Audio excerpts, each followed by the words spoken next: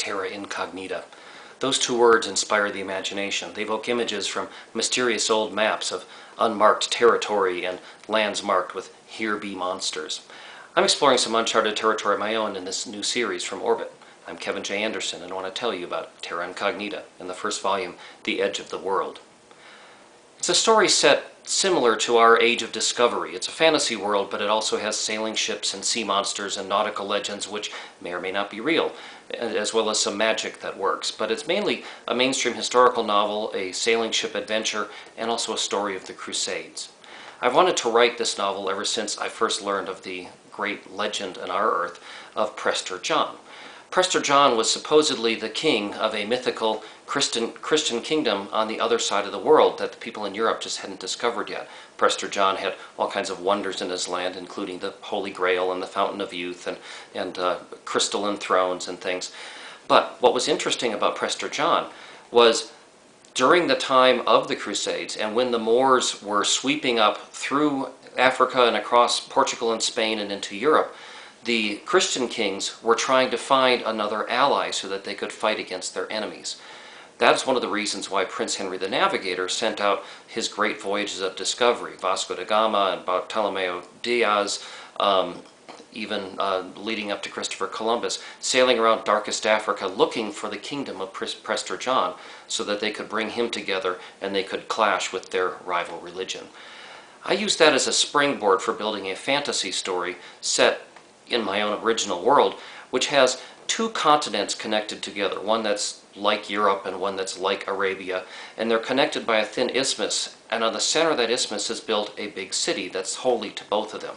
It's called Ishalem, and it contains the site of the formation of their two rival religions. But at the very beginning, right when they're signing a peace treaty, the religious leaders and the kings of both continents, a fire breaks out and the city burns down and both sides blame each other and a great bloody crusade starts.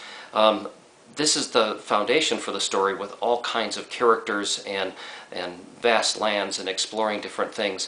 And one of the inspirations for the kings of both religions is that they want to go find the land which is equivalent to Prester John's, and they want to bring him as an ally back to their great and bloody war.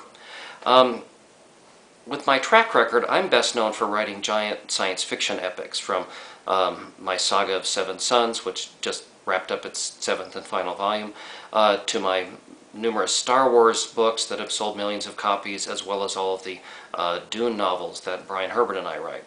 But when you think about it, Seven Sons and Star Wars and Dune, they may be science fiction on the outside, but they really are mythical fantasies at their core.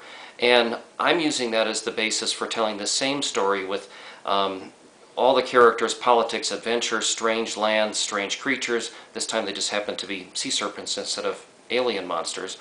And I'm building my own tale in Terra Incognita.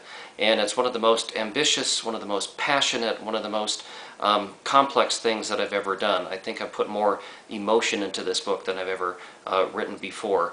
I think that this really matches the things that my readers will like, and I hope that you'll like it too, except in this case, instead of being science fiction, when my characters boldly go where no one has gone before, they go off in sailing ships across the ocean instead of across space. So the first novel is The Edge of the World.